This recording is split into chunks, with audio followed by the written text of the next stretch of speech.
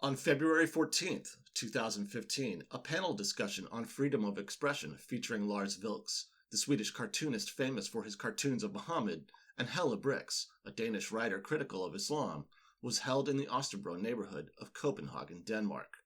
As the discussion was underway, shots rang out. And the turning point is but. Why do we still say but when we...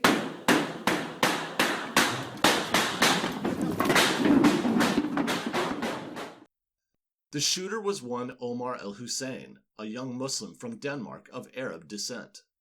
El-Hussein killed film director Finn Nørgaard and injured 3 police officers. After the shooting, El-Hussein fled the scene and later that evening attacked the Great Synagogue, killing volunteer security guard Dan Uzan and wounding 2 officers of the Danish Security and Intelligence Services. In the early hours of the next morning, El-Hussein was gunned down by Danish police. The BBC published the audio recording of the attacks on the same day.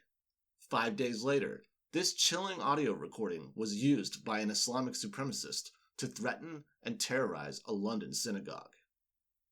The Jews, Christians, and other non-Muslims who were in the audience at the Central Synagogue in London that day were there to attend a panel discussion on anti-Semitism. When the threatening recording was played to them, they probably did not realize that they were being threatened at all. The Islamic supremacist who delivered the threat had taken care to make himself appear to be friendly towards them. Rather than making this terrorizing threat directly, the Islamic supremacist delivered it in a devious and indirect fashion, fooling the audience into thinking he was only playing the recording in an innocuous, informative manner.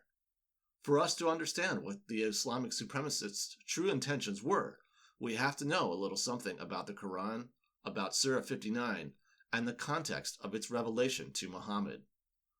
Only when we understand these details will we be able to detect and comprehend the true intentions that were on display at the Central Synagogue on February 19th, 2015. According to Islamic tradition, the 59th Surah of the Quran, Surah Al-Hashr, the Exile, was revealed on the occasion of the deportation of the Jewish tribe, the Banu Nadir, from Medina. The story of its revelation to Muhammad is told in the Sirat Rasul Allah, the life of the Prophet of Allah, Islam's canonical biography of Muhammad. The story begins on page 437 of Alfred Guillaume's translation, with the section entitled The Deportation of the Banu Nadir, AH4. Muhammad, now a warlord in Medina, asks the Jewish Banu Nadir tribe to help pay the blood price of 2 men who were killed by one of Muhammad's followers. At first, the Banu Nadir agree, but as always in Islam, the Jews are portrayed as plotting and scheming against Muhammad and his followers. Muhammad learns of a plot by the Banu Nadir to kill him and orders his followers to march against them. They are victorious and expel the Jews from Medina and take their homes and possessions as their rightful due. Allah rewards them and reveals the 59th Surah, Al-Hashr, the Exile, to Muhammad. And in that surah, we read the following, from Quran 59, verse 2. Quote, "It is he who expelled the ones who disbelieved among the people of the scripture from their homes at the first gathering. You did not think they would leave, and they thought that their fortresses would protect them from Allah. But the decree of Allah came upon them from where they had not expected, and he cast terror into their hearts. So they destroyed their houses by their own hands and the hands of the believers. So take warning, O people of vision." That's from the Sahih International Translation of the Quran. And we should take note here that towards the beginning of this verse, the people of the scripture mentioned are the Quran's term primarily for Jews and Christians. And towards the end of this scripture, the believers mentioned are, of course, the Muslims.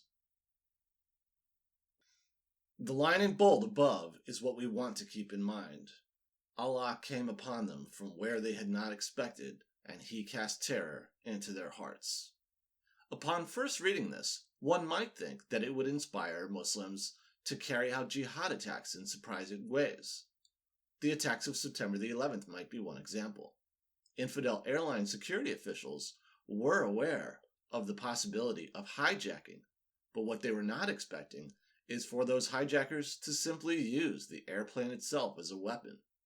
Thus, The surprise attacks of 9/11 were one in which Allah came upon them from where they had not expected, and He cast terror into their hearts in accordance with Quran 59:2. So you might just think that this line is going to inspire creative methods of terrorism or military ambushes. However, there are more subtle and devious ways in which this verse can be deployed.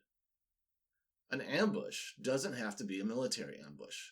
Infidels can be ambushed politically as well. Infidels can be exposed to threatening or supremacist messages in unexpected ways, and these messages can come from unexpected sources. If a Muslim can deliver a threat or declaration of supremacy in a way that doesn't outwardly appear to be such a threat or declaration in the eyes and ears of unwary infidels, then Allah came upon them from where they had not expected, and He cast terror into their hearts. From the point of view of the Muslim, it will appear as if Quranic prophecy is being fulfilled.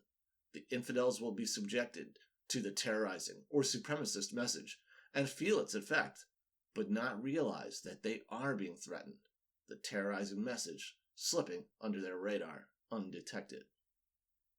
So let us take stock of what we have learned.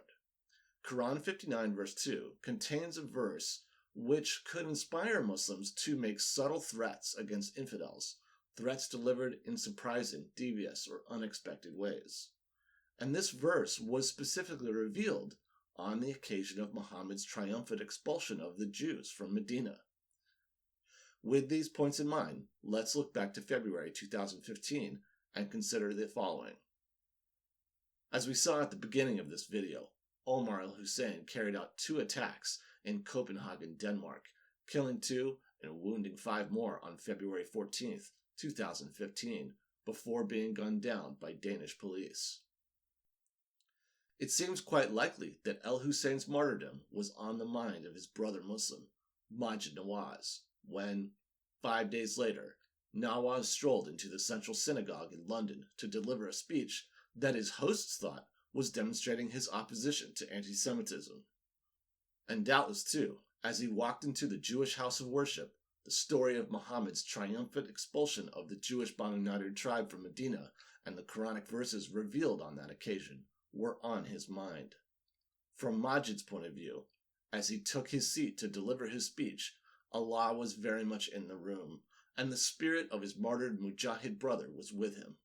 For the Jews, Christians, and other non-Muslims at the synagogue that day, Allah came upon them from where they had not expected, and He cast terror into their hearts. Back to in a few minutes, but next on to Maajid. Thank you, Alan. I'm going to ask everybody to indulge me for a second. I want to play you something, but before I do, I want to issue with a warning that it's going to be distressing for some of you. Talk about activity of those people. There will be always, yes, it is freedom of speech, but. And the turning point is but. Why do we still say but when we...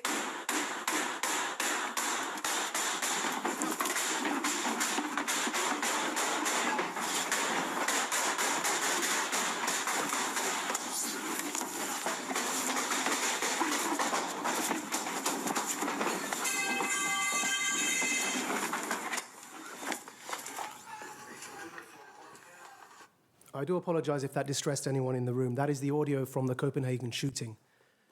And the shooter, I want to issue with a warning that it's going to be distressing for some of you.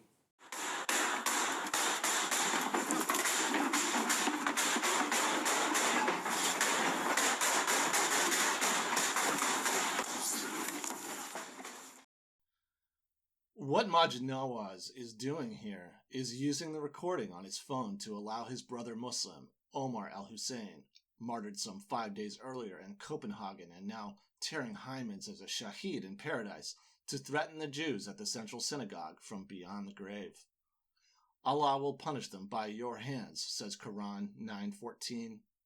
To Majid's ears, the sound of the gunshots echoing across the synagogue's sound system are the glorious sound of the wrath of Allah, delivered by the hands of His believers, working in unison in this world and the next. From Majid's point of view, it appears as if Allah is reaching down out of the clouds and miraculously causing his martyred Mujahid brother to appear in spirit in the synagogue to show his loyalty to the Ummah and Allah's Sharia once more by terrorizing infidels. In that devious, indirect, and otherworldly fashion, Allah came upon them from where they had not expected, and he cast terror into their hearts.